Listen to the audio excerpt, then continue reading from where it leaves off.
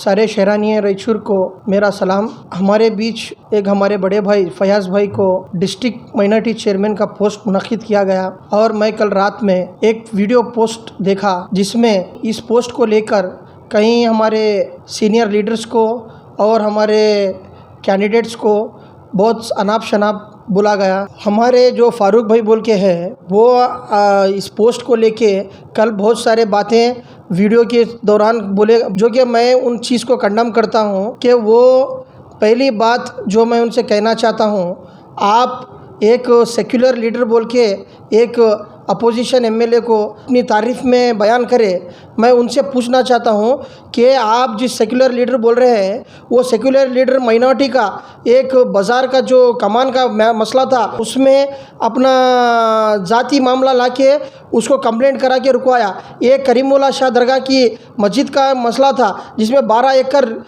जो जगह औकाफ की थी उसको मीडिया में आकर प्रेस मीट देकर वो प्राइवेट लैंड बताया गया। ऐसे चीज़ों के मरहले में आप किस तरीके से, फारूक भाई आप किस तरीके से एक बीजेपी एमएलए को आप एक सेक्युलर लीडर कैसा कह जाते हैं। और मैं एक बात बोलता हूँ, इस 3 पीरियड में जो एमएलए बना है सेक्युलर लीडर आप जिसका नाम ले रहे हैं वो कहीं ना कहीं आपके क़ायद के अपोजिट भी 2 टाइम जीता गया है। क्या आप, मैं आपसे सवाल करता हूँ कि आप अपने क़ायद को काम किए या सेक्युलर लीडर को काम किए, ये मेरा सवाल है आपसे। और ज़ाहिरी बात है आपके भाई को आप पोस्ट नहीं मिला बोल के वो पोस्ट से रद्द किया गया बोल के आप जो अनाप शनाप हमारे जो लीडर्स को बोला जा रहा है, एक सेक्युलर लीडर्स है वो, और आप एक कैबिनेट मिनिस्टर को एक आइल फैल बातों में जिस तरीके से बात कर रहे हैं, ये आपका पेशा है, इस तरीके से जाहिर नहीं होना चाहिए था। इस बात की सबको तकलीफ़ है और आवाम इतनी बेवकूफ़ नहीं है जो आप जैसा बोले जैसा बयान करे वैसा सुना। मेरा फारूक भाई से सवाल है कि वो एक कांग्रेस पार्टी के लीडर थे और एक XRDA चेयरमैन है, तो उनका कहना है कि एक बीजेपी एमएलए सेक्युलर लीडर है बोल के वो बता रहे हैं। मैं उनसे जानना चाहता हूँ, क्या आप वो बीजेपी गवर्नमेंट में XRDA चेयरमैन बने? क्या आप पार्टी का काम बीजेपी की एमएलए के कहने पे करें? क्या आप जब यासीन साहब एमएलए के लिए दावेदार चुने गए थे क्या आप बीजेपी को काम करें या कांग्रेस को काम करें? आप मेरे को पहले ये बताइए कि आप लीडर कौन सा पार्टी के हैं। और जिस तरीके से आप बेपनाह बातें कर रहे हैं लीडर्स को लेके, एक कैबिनेट मिनिस्टर को एक सेक्युलर लीडर जिनके फर्जन है और जो हर तबके को साथ लेके चल रहे हैं रायचूर में, ऐसा कौन सा लीडर अभी बचा है? आप बताइए हमें। जिस पैनल से आप बात करते हैं, जिस पैनल की आप तारीफ़ कर रहे हैं मीडिया में, वो पैनल किस माइनॉरिटी को किस जगह और किस कौम को बढ़ाया, आप वो बोलिए मुझे। और मैं मिसाल देना चाहता हूँ हमारे लीडर्स के, जो हमारे जो काम हुए हैं इस गवर्नमेंट में। आज से 50 साल को लेके हमारे मुसलमानों के बीच ईदगाह के लिए जद्दोजहद की जा रही थी। आज वो 3 महीने में ईदगाह का ऑर्डर हुआ, ईदगाह की काम शुरू कर दिए और इंशाल्लाह इसी रमज़ान के महीने में इस ईद की नमाज़ भी उस ईदगाह में अदा की जा रही है। ये इतना बड़ा काम हमारे जो मिनिस्टर है, जो हमारे डिप्यूटेड एमएलए है, जो हमारे बशीर भाई है, जो हमारे समीर भाई है, ये सब जो कौन सी पार्टी के लीडर्स हैं? क्या आपके सेक्युलर लीडर जनाब शिवराज पटेल ने इसको अप्रूवल कराया? आप किस पार्टी के तहत बात कर रहे हैं? किस पार्टी के हो के आप बात कर रहे हैं? पहले आप यही समझिए।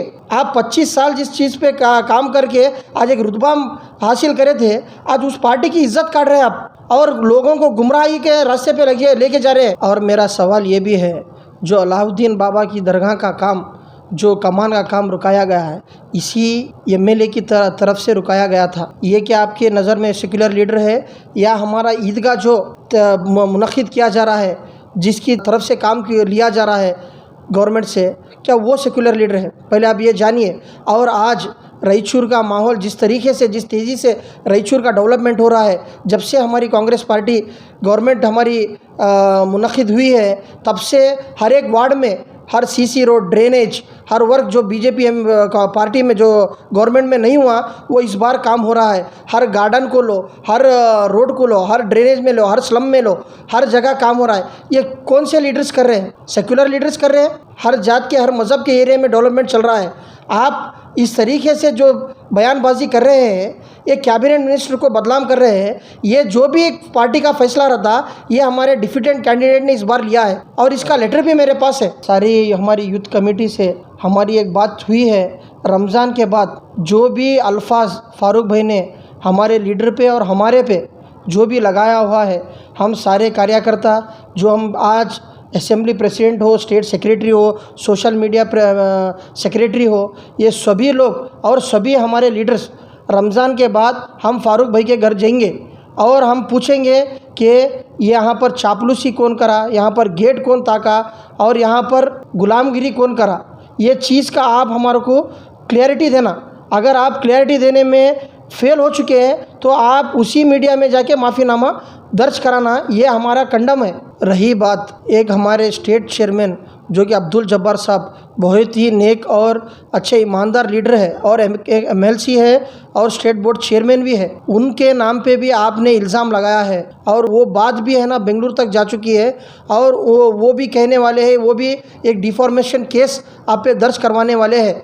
इसका भी आपको बयान देना पड़ेगा। और ये शख्स कहता है कि हमारे रायचूर में ऐसा कोई काबिल लीडर बचा ही नहीं, वो जो कि अभी बेंगलुरु से एक MLA बनाने के लिए शख्स लाना चाहिए, ऐसा उनका कहना है।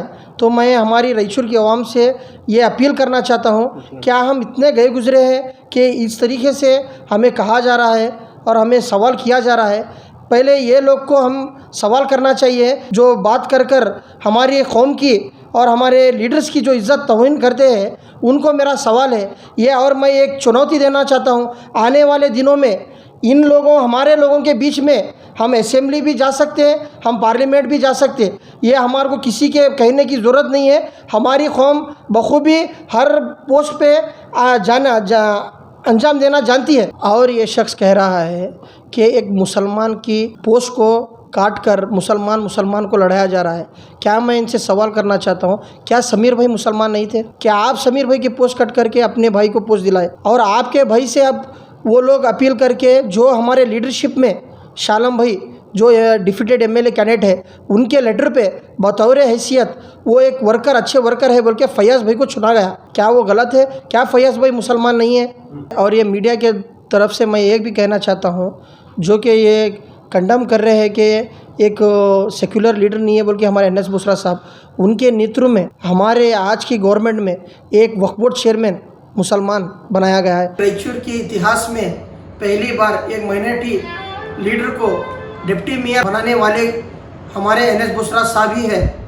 एक माइनॉरिटी डिस्ट्रिक्ट प्रेसिडेंट जो मुसलमान बनाया है, एक असेंबली यूथ कांग्रेस प्रेसिडेंट जो कि मैं हूँ वो भी मुसलमान को ही बनाया है, जो कि एक स्टेट सेक्रेटरी है यूथ कांग्रेस का वो भी मुसलमान, वो भी साहब ही बनाया है, एक सोशल मीडिया स्टेट कोऑर्डिनेटर उसी को भी वो भी मुसलमान है, ये भी उन्होंने ही बनाया है। ये सारे बैठ कर जो हम मुसलमान बात कर रहे हैं, ये सब NS बोसरा साहब और रवि बोसरा साहब के नेतृत्व में हर किसी न किसी पोस्ट पे आज है हम। ये एक आप आज मैं आवाम से कहना चाहता हूँ, ये क्या सेक्युलरिटी का एक पेशा नहीं है जो कि हमारे कौम से इंसाफ करा नहीं जा रहा है, जो कि ये इंसान बोलता है कि लोगों को मुसलमान में लड़वाया जा रहा है, झगड़े डाल रहे हैं, ऐसे बातें कर लोगों को गुमराह ना करिए। मैं ये ख़ास करके एक और बार कहना चाहता हूँ कि आप फारूक भाई किसी भी मसले में कम्युनिटी के और मज़हब को लेके ऐसे बातें फिर कभी दोहराइए मत, क्योंकि आप कितने कम्युनिटी लीडर हैं और कितने सेक्युलर हैं ये तमाम आवाम रायचूर की जानती है। मैं इससे ज़्यादा कुछ कहना नहीं चाहता हूँ, बस अपनी बात को ख़त्म करना चाहता हूँ। अस्सलाम वालेकुम।